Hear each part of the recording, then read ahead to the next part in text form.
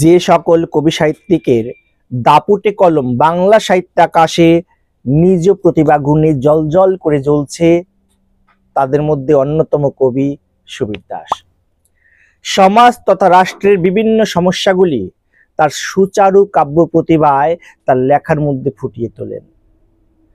যে সমাজ অন্ধ ও বোবা হয়ে গেছে, সেই অন্ধ সমাজের চোখে জ্যোতি ও বোবা মুখে কথা ফোটানোর মন্ত্র নিয়ে হাজির হয় তার কবিতা।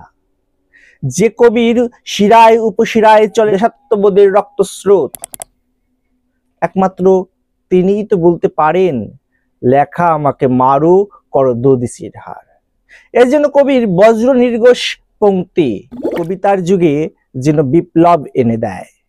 এই জন্য তার কবিতাকে দেশ ও সমাজের যত অশুভ শক্তি বিনাশের হাতিয়ার রূপে গড়ে তোলা। আজ বর্তমান যুগে এসে যখন হাজার হাজার কবি ছেলে মেয়ের রক্তাক্ত লাশের পাশে বসে প্রেমিকাকে স্মরণ করে প্রেমের আবেশে কবিতা লিখে চলেছেন, তা লিখুক, এটা কবির নিজস্ব ব্যাপার। এখানেও বাঙালি লাল গোলাপ আর লাল রক্তের পার্থক্য বোঝে না। যখন যেমন আবেগ চাপে তখন তাদের চোখে তেমন দৃশ্যই দৃশ্যমান হয়, নির্দিষ্ট আসল রূপটি অদেখায় রয়ে যায়। তাছাড়া বাঙালি তো পান্তা ভাতের ভাতহীন জলের সাথেই প্রেম চুমুক দিতে ভালোবাসে, আর নতুন কি? যাই হোক, কিন্তু সারাদিন তখন দৈনন্দিন কাজের মধ্যে বিনিদ্র রজনী জেগে সমাজ ও দেশকে সমস্ত অশুভ শক্তির হাত থেকে আগলে রাখতে তার কবিতাকে শান দিয়ে চলেছেন সেই কবি সুবীর দাস। তার অগাধ জ্ঞানের বিচারে তিনি জ্ঞানী কবি। শব্দের খেলা দেখাতে তার উপরে আর বিশেষ কাউকে দেখা যায় না। তার কবিতার প্রতিটা শব্দ যেন আলাদা আলাদা এক একটা গল্প। শব্দ যে তার হাতে ম্যাজিকের তাস, সেগুলি যেন শুধু তারই কথা শুনে। তাই তিনি শব্দের জাদুকর। তার কবিতার স্বতন্ত্র আঙ্গিক এবং দিনে 20-22টা করে তার লেখার ক্ষমতা পাঠককুলকে আকৃষ্ট করে। তিনি রুরু, সন্ন্যাসী ঠাকুর, কালো পেঁচা প্রভৃতির নিত্য নতুন ছদ্মনামে কবিতা লিখলেও তার কবিতার আঙ্গিকেই তিনি ধরা পড়ে যান। নমস্কার, কবিতার ডিএনএ বিশ্লেষণে আমি কার্তিক, আপনারা দেখছেন সাহিত্যের আনাচ কানাচে।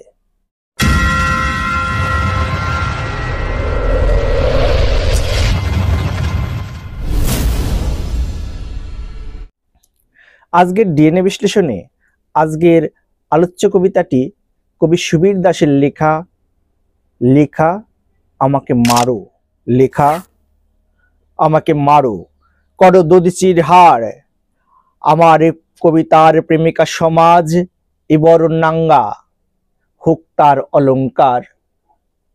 সে যদি হয় অপারগ বা নারাজ, একদিক বিধাতার কপালে 3 ভাঁজ।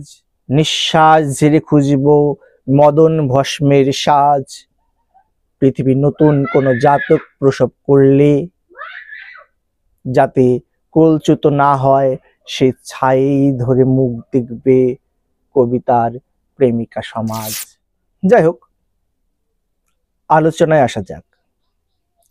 লেখা আমাকে মারো করো দদিসির হার কবিতার এক বজ্র নির্ঘোষ পংক্তি। এটি এই পংক্তি যে কলমে বের হয় তার কাছে সর্বকালের বিভিন্ন কবিতার অন্যতম তীব্র পংক্তিগুলো যেন খানিকটা অতীব্র মনে হয়। আলোচনার প্রসঙ্গে উল্লেখ করতে হয় দেবরাজ ইন্দ্রের বজ্র তৈরির কাহিনী। বজ্র তৈরি হয়েছিল দদিসি মুনির হাড় দিয়ে। সমস্ত অশুভ শক্তিকে বিনাশ করার জন্য এই অস্ত্র তৈরি করা হয়। আলোচ্য বাক্যে কবি বলেছেন, আমাকে মেরে দদিসির হাড় করো, এবং এই হাড় দিয়েই তৈরি হোক লেখা, যা দিয়ে সমস্ত অশুভ শক্তিকে বিনাশ করা যায়। সমাজের যত অন্যায় অত্যাচার, অশুভ সব কিছুর বিরুদ্ধে তীব্র প্রতিবাদ করতে এবং সেই সমস্ত অপকাজকে সমূলে উৎপাটন করতে নিজেকে বলি দিতেও প্রস্তুত বলে জানান কবি। আমার কবিতার প্রেমিকা সমাজ, সে বড় নাঙ্গা, হোক তার অলঙ্কার। কবি বলেছেন যে তার কবিতার প্রেমিকা হচ্ছে সমাজ, কেননা তার যত কবিতা এই সমাজকে ঘিরেই। তার প্রতি রাগ, অভিমান, ভালোবাসা সবই আছে কবির, কিন্তু কবি এটাও বলেছেন সমাজ বড় উলঙ্গ, তাই তার অলঙ্কার হওয়া প্রয়োজন। এখানে এই প্রসঙ্গে একটু বলে রাখি, প্রশ্ন উঠতেই পারে আলোচ্য কবির কবিতায় তো সবসময় সমাজের প্রতি রাগ, অভিমান, প্রতিবাদ এসবই উঠে আসে, তবে সমাজ তার কবিতার প্রেমিকা হলো কি করে? উত্তরে বলা যায় এটা একটা অনুভব। কবির কবিতা সমাজকে ভালোবাসে বলেই তার প্রতি এত রাগ, এত অভিমান। সমাজকে উলঙ্গ অবস্থায় দেখে কবির সহ্য হয় না বলেই কবির ভেতরে এত জ্বালা। যে যাকে যত বেশি ভালোবাসে তার প্রতি তো তত বেশি রাগ, অভিমান, ভেতরে জ্বালা যন্ত্রণা হয়। ভালো না বাসলে রাগ, অভিমান আর জ্বালা যন্ত্রণা থাকে কি? আর ভালোবাসার জিনিসের খারাপ আচরণ দেখেও যদি ভেতরে যন্ত্রণা না হয়, যদি ভেতরে কোনো আবেগের সৃষ্টি না করে, তবে তা কেমন ভালোবাসা? ভালোবাসি বললেই তো আর ভালোবাসা হয় না। এই আলোচনাটুকু কবিতার প্রসঙ্গে এলেও সর্বক্ষণেই এক। যাই হোক, কবি চেয়েছেন সমাজের উল্লঙ্গ কার্যকলাপ বন্ধ করতে, সমাজের যত অশুভ নষ্ট করতে।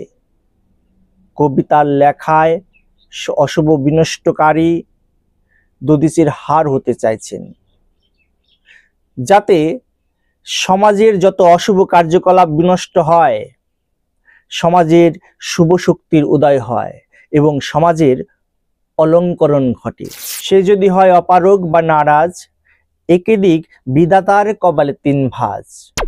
কবির মৃতহারে বিশেষভাবে তৈরি হওয়া লেখা যদি সমাজকে শুভ শক্তি দিয়ে অলঙ্করণ করতে না পারে, অর্থাৎ অপারগ হয়, কিংবা সেই লেখা যদি কোনো কারণে নারাজ হয়ে যায়, তবে বিধাতার কপালে তিন ভাঁজ পড়ুক, অর্থাৎ বিধাতা গভীর চিন্তা ভাবনা করুক কিভাবে সমাজকে নোংরা কার্যকলাপ থেকে বিরত রাখা যায়,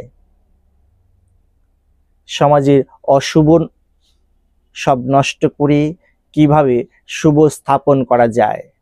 অর্থাৎ যেন তেন প্রকারেণ যত খারাপকে নষ্ট করে সমাজে ভালোর স্থাপন করতে হবে, এটাই কবির বক্তব্য। নিঃশ্বাস ঝেড়ে খুঁজব মদন ভস্যের সাজ। মদন ভস্য হলো কোনো একটা প্রেক্ষাপটের পরিসমাপ্তি এবং এরপরেই সূচিত হয় নতুন প্রেক্ষাপট। সমাজ যখন অসামাজিক হয়ে ওঠে, বিশৃঙ্খলার সৃষ্টি হয়, তখন তার ধ্বংস নেমে আসে এবং নানা ঘটনার মধ্য দিয়ে সমাজের একটি প্রেক্ষাপট শেষ হয়ে নতুন প্রেক্ষাপটের প্রবর্তন হয়। তখন আমরা বলি এ যেন মদন ভস্যের পর নতুনভাবে প্রতিষ্ঠিত হলো। মদন ভস্য এর আলাদা একটি কাহিনী আছে, যদিও কাহিনীটি ততটা প্রাসঙ্গিক নয়, তবুও সামান্য একটু বলে রাখি জানার প্রয়োজনে।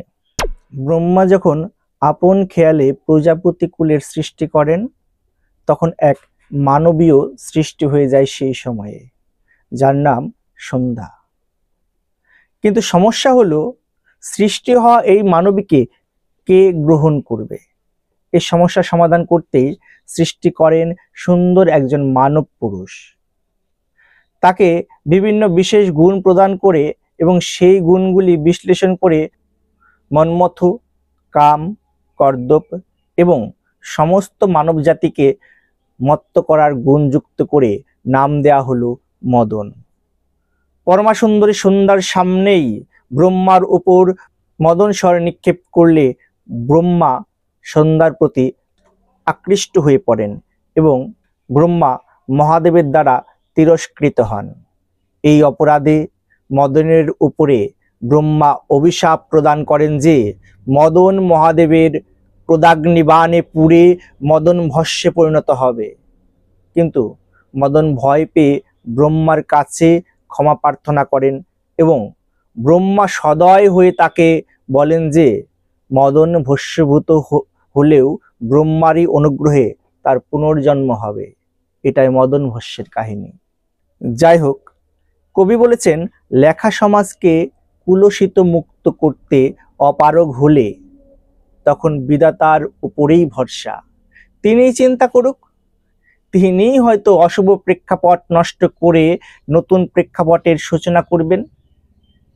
আমরা নিঃশ্বাস ফেলে মদন ভস্মের নতুন সাজ বা মদনের পুনর্জন্মের মতো নতুন প্রেক্ষাপট খুঁজব, তার অপেক্ষায় থাকব। পৃথিবী নতুন কোনো জাতক প্রসব করলে যাতে কলুষিত না হয় সেই ছাই ধরে মুখ দেখবে কবিতার প্রেমিকা সমাজ। পৃথিবীর ভবিষ্যৎ প্রজন্ম যাতে বিপদগামী না হয়, সমাজ যাতে আবার উলঙ্গ হয়ে না পড়ে, তার জন্য সমাজের আগের প্রেক্ষাপটের ধ্বংসের ইতিহাস মনে রেখে তার থেকে শিক্ষা নিয়ে নতুন প্রেক্ষাপটের সমাজ নতুন প্রজন্মের মুখ দেখুক, তাকে লালন পালন করুক, এটাই কবির বক্তব্য। আলোচনাটি ভালো লাগলে বেশি বেশি করে শেয়ার করুন এবং ছড়িয়ে দিন আপনার প্রিয়জনদের মধ্যে। আর চ্যানেলটিকে সাবস্ক্রাইব করে নোটিফিকেশন অন করুন এবং পাশে থাকুন আমাদের।